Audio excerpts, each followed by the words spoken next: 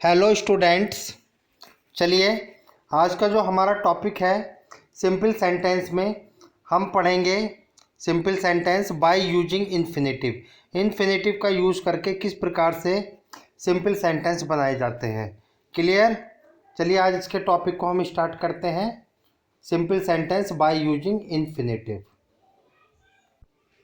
चलिए students, start करते हैं अपना टॉपिक सिंपल सेंटेंस।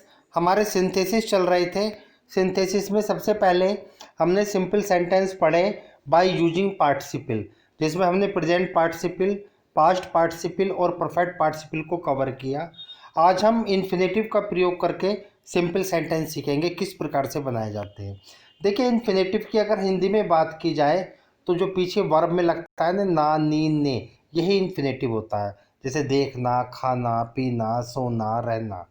इन्फिनेटिव का मतलब होता है टू प्लस V1, यानी कि टू प्लस वर्ब की फर्स्ट फॉर्म। ये जो वर्ब की फर्स्ट फॉर्म है ना, जब हम टू का प्रयोग वर्ब की फर्स्ट फॉर्म से पहले करते हैं तो वहाँ पर इन्फिनेटिव हो जाता है। जैसे देखिए, टू प्ले, वर्ब से पहले टू का प्रयोग, to write, to give, to go, to see, to come, यही इन्फिनेटिव है। यानी कि जब वर्ब से पहले हम टू का प्रयोग करते हैं। अब वैसे तो टू अपने आप में प्रेपोजिशन भी होता है, लेकिन प्रेपोजिशन का काम ये जब करेगा जब किसी नाउन या प्रोनाउन से पहले आएगा। लेकिन अगर वर्ब से पहले इसका यूज है तब वहाँ पर ये इन्फिनेटिव बन जाता है। क्लियर? देखते हैं किस प्रकार। अगर हम पैसिव वॉइस की बात करें तो पैसिव वॉइस में टू बी प्लस V3 होता है, यानी कि वर्ब की थर्ड फॉर्म प्लस से पहले टू बी का प्रयोग कर दें तो वो यानी कि वो पैसिव वॉइस में हो जाता है। देखिए, इन्फिनेटिव का काम क्या है। इन्फिनेटिव सेंटेंस के अंदर उद्देश्य या प्रभाव को प्रकट करता है। ठीक है, उद्देश्य बताता है। किस प्रकार से देखते हैं एग्जाम्पल के माध्यम से। देखिए, जैसे फर्स्ट सेंटेंस है, I shall go to market, मैं मार्केट जाऊंगा। I want to buy books, मैं बुक खरीदना चाहता हूँ। अब अगर हम यहाँ पर टू की बात करें तो ये नाउन से पहले टू का प्रयोग है, तो यहाँ पर ये प्रेपोजिशन है। लेकिन अगर हम यहाँ पर टू बाय को देखें तो वर्ब से पहले टू है, यहाँ पर इन्फिनेटिव है। तो हमें जब इन दोनों को जोड़कर एक सिंपल सेंटेंस बनाना होता है तो हम पहले यानी कि सेंटेंस को लिखते हैं, उसके बाद में जहाँ से इन्फिनेटिव स्टार्ट होता है वर्ब से पहले उस वाक्य को उसके साथ हम जोड़ देते हैं। किस प्रकार? जैसे I shall go to market to buy books, ये आपका सिंपल सेंटेंस बन गया। दो सेंटेंस को मिलाकर एक simple sentence, I shall go to market to buy books. जैसे दूसरा सेंटेंस देखिए, he wants to pass the examination, he works hard, यानी कि वह कठिन परिश्रम करता है क्योंकि वह परीक्षा में पास होना चाहता है। तब आप इसे किस तरीके से बनाएंगे? ही वर्क्स हार्ड, अब यहाँ पर आपका इन्फिनेटिव है to pass, he works hard to pass the examination. इस तरीके से आप सिंपल सेंटेंस बनाएंगे। क्लियर? थर्ड एग्जाम्पल देखिए, he went to Delhi full stop, he wanted to see the Red Fort. ठीक है, वह दिल्ली गया, क्या क्या देखना चाहता है? Red Fort. तब आप इसे कैसे बनाएंगे? He went to Delhi to see the Red Fort, इस प्रकार से। क्लियर? देखिए, नोट डाल के लिखा है मैंने मॉडल ऑक्सिलरी वर्ब, ये ऑक्सिलरी वर्ब है, थोड़ी सी मिसप्रिंट हो रहा है यहाँ पर। ऑक्सिलरी वर्ब, जितनी भी मॉडल वर्ब होती हैं जैसे आपकी can, could, may, might, should, will, shall, would, इनमें क्या होता है स्टूडेंट? बेयर इन्फिनेटिव का यूज होता है। बेयर इन्फिनेटिव का मतलब होता है वर्ब यूज्ड विदाउट टू, यानी कि उसमें जो टू होता है ना वो हिडन होता है, छुपा हुआ होता है। इन्फिनेटिव टू हिडन रहता है, छुपा रहता है जब आप इन वर्ब की बात करते हैं। लेकिन जब आप इसे कंबाइंड करके सेंटेंस को बनाएंगे तब आपको फुल इन्फिनेटिव यानी कि टू का प्रयोग करना पड़ेगा। जैसे he has a large family, he must provide for them. अब देखिए, मॉडल वर्ब है मस्ट, मस्ट के साथ यहाँ पर टू प्रोवाइड होना चाहिए, लेकिन मस्ट के साथ यहाँ पर टू हिडन होता है, छुपा होता है मॉडल वर्ब के साथ, क्योंकि इसमें बेयर इन्फिनेटिव का यूज होता है। तो इसे आप कंबाइंड करके कैसे बनाएंगे? He has a large family to provide for, इस तरीके से।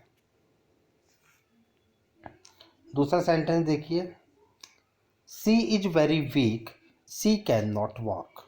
अब देखिए, आपने पढ़ा है रिमूव टू, वेरी की जगह आप टू का प्रयोग कर सकते हो। देखिए, जब सब्जेक्ट के बाद में एक एडजेक्टिव दिया हो, क्या दिया हो, एक एडजेक्टिव दिया हो, लेकिन उसका आगे का जो वर्क बताया जाए, यानी कि वो जवाब नो में हो, आंसर किस में हो, नो में, यानी कि वो कार्य नहीं किया जा सकता, यानी कि नोट का प्रयोग हो, तब आप उसे यानी कि टू से बनाएंगे। इन्फिनिट रिमूव टू, टू, और दूसरी क्लोज में उससे पहले टू का प्रयोग होगा, यानी कि पहले एडजेक्टिव से पहले टू और उसके बाद में वर्ब से पहले टू का प्रयोग होता है। देखो इसमें can not, she is very weak, वह बहुत कमज़ोर है। सी कैन नॉट वॉक, वह चल नहीं सकती। तो जवाब आपका नो में आ रहा है। बात समझ में आई, यानी कि नोट में। तब आप इसे किस तरीके से बनाएंगे, सी इज टू वीक, वेरी को आपने टू में चेंज किया, टू वॉक। देखिए ये जो टू होता है ना, ये एडवर्ब होता है। अब ये टू भी अपने आप में निगेटिव मीनिंग रखता है। इसका अर्थ ये हुआ कि वह इतनी कमज़ोर है कि चल नहीं सकती। क्लियर।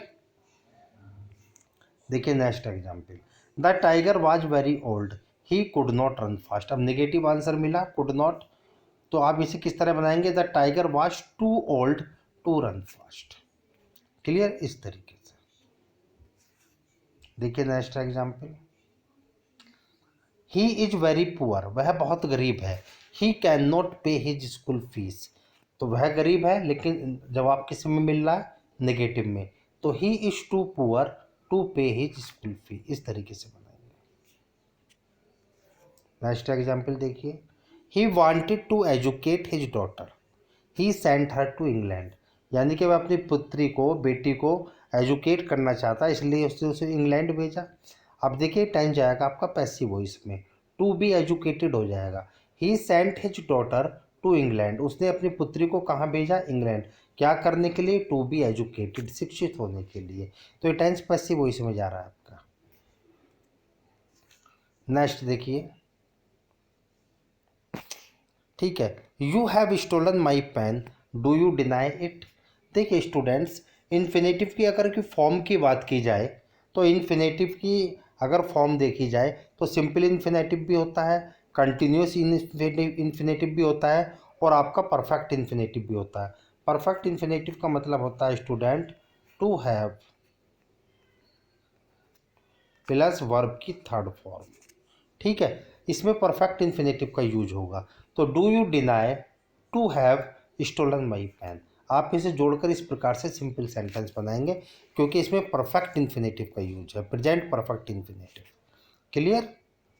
देखिए next example, he is poor, he can not buy a new car. अब यहाँ पर देखिए एडजेक्टिव आ गया, लेकिन आंसर किस में मिल रहा है, नो में, कि वह इस कार्य को नहीं कर सकता। वह गरीब है, इसलिए तो कार, एक नई कार नहीं खरीद सकता। तब आप किस तरीके से बनाएंगे, तो he is too poor to buy a new car. बात समझ में आई।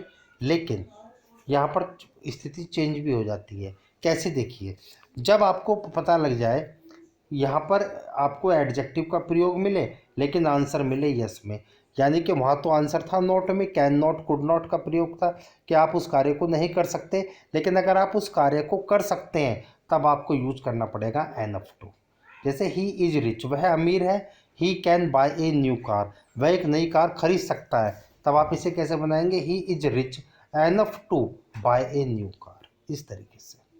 जैसे ही इज स्ट्रांग, वह मजबूत है, he can lift this box, यानी कि he can lift this box का मतलब है वह मजबूत है, इसलिए तो बॉक्स को उठा सकता है। आंसर आपको यस में मिल रहा है, यानी कि वो इस कार्य को कर सकता है। अगर यहाँ पर नोट होता तो टू का कॉम्बिनेशन बनता, लेकिन यहाँ पर नोट नहीं है, यहाँ पर यस में जवाब है कि वो इस कार्य को कर सकता है। तब आप एन ऑफ टू का प्रयोग करेंगे, he is strong enough to lift this box. Clear students. तो ये थी आपकी आज की वीडियो बाय यूजिंग इन्फिनेटिव। अगर वीडियो अच्छे लगे तो चैनल को सब्सक्राइब करें, वीडियो को ज़्यादा से ज़्यादा शेयर करें और लाइक करें। Thank you.